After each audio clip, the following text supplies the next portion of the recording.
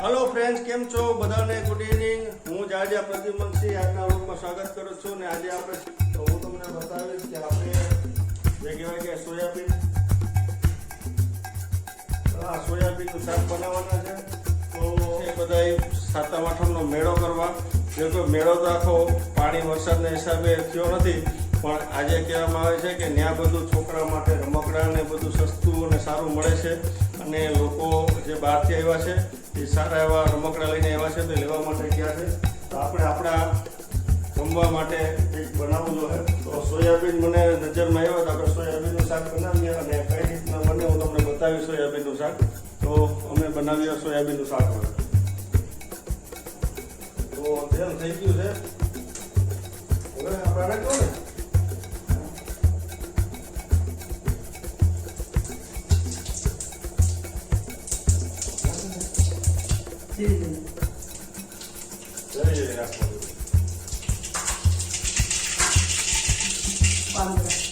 પાંદડા નાખી દેવાના, રાઈ નાખી દીધી, જીરું નાખી દીધું, પાંદડા નાખી દીધા। હવે આપણે નાખી દઈશું ડુંગળી।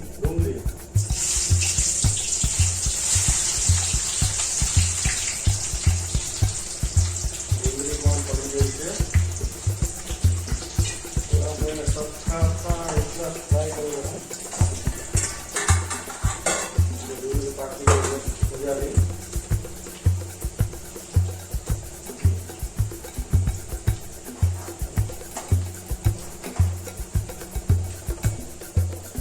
નથી હું મારા બા બે છે જવાનની। તો સ્વાદ પ્રમાણે મીઠું આપણે નાખી દેવું। મીઠું પડી ગયું છે, નથી નાખો પાકી ગયો થઈ ગઈ જો એટલા સરસ મજાની કહેવાય કે બ્રાઉન કલરની ડુંગળી થઈ ગઈ ત્યાં સુધી એને પકાવવાનું।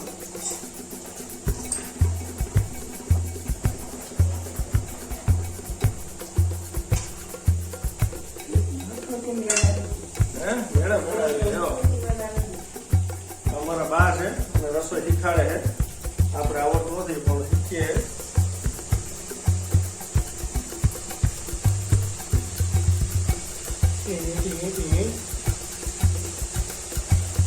મોઢામાં પાણી આવી ગયા મારું।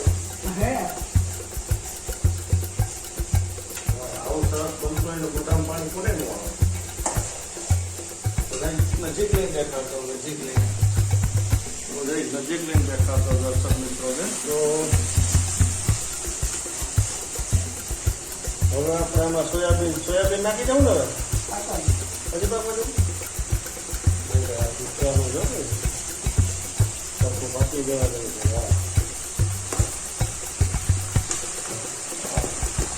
ગ્રેવી થઈ જાય એક નંબર। જો હું કઈ બોલી ગયો? હા અમે મા દીકરા રસોઈ બનાવીએ અને ઘરનો પરિવાર મેળામાં ગયા ખરીદી કરવા। હા, ખરીદી કરવા છોકરા હતું છોકરા માટે રમકડા લેવા મેળો તો થયો નથી એટલે અમે મા દીકરો રસોઈ બનાવી જમવું એક ગ્લાસ મજા। અને મેળો તો થયો નથી વરસાદ થયો નથી, એક દિવસ થયો, એક જ દિવસ હાથમ નથી વરસાદ હતો ને, વરસાદ ફૂલ હતો મેળો હાવ બંધ હતો। આજે વરાપ છે ને તો આજે મેળામાં ગયો પરિવાર અને બધાને નુકસાન ઘણી થઈ, બધાને નુકસાન થઈ ઘણી બધી અને સુખ શાંતિથી બધા ગયા, નુકસાન થઈ ગયું। અમારે સુખ શાંતિથી બનાવવાનું છે હવે બની ગયો। હવે આપણે સોયાબીન નાખી દેવાના। સોયાબીન જે ફ્રાય કર્યા હતા સોયાબીન આખા ફ્રાય કર્યા એ આપણે નાખી દીધા।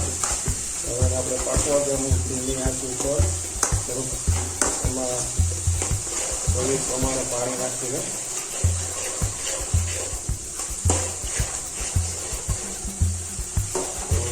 આ લોટે બંધાઈ ગયો છે, પાણી એડ કરો ને પાણી આપણે નાખી દેવું અને પછી આપણે પાકવા દેવું। તો આ થઈ ગયું સોયાબીનનું શાક 90% સુધી કમ્પ્લીટ। અને હવે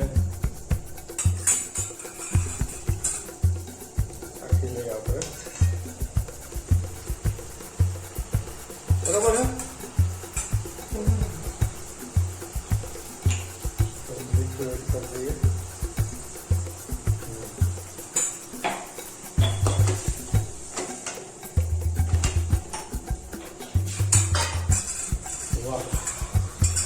વાહ હવે પાકશે. હવે પાકવા દેવાનું ને, ઢાંકવાનું કે નહીં? ભલે પાકે નહીં. હવે આપણે પાકવા દે વઘાર પકાવવાનું છે, આખે ગળીએ નહીં. એમ. તો શાક કમ્પ્લીટ થઈ ગયું છે.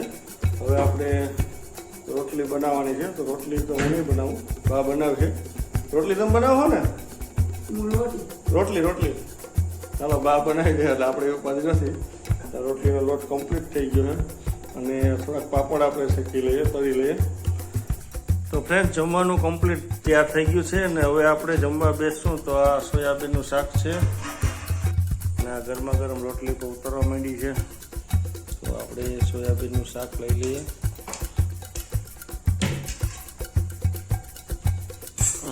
આ ચમચો હાલે.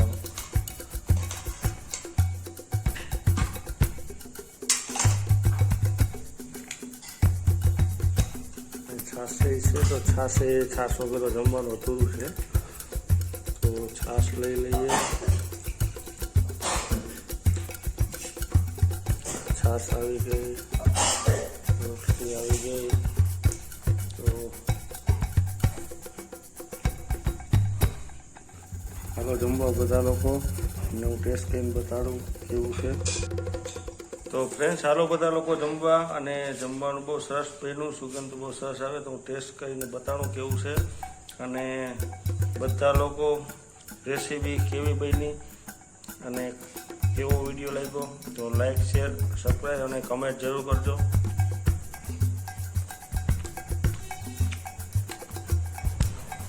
એક નંબર રસોઈ બની છે. જે સોયાબીનનું શાક બન્યું છે.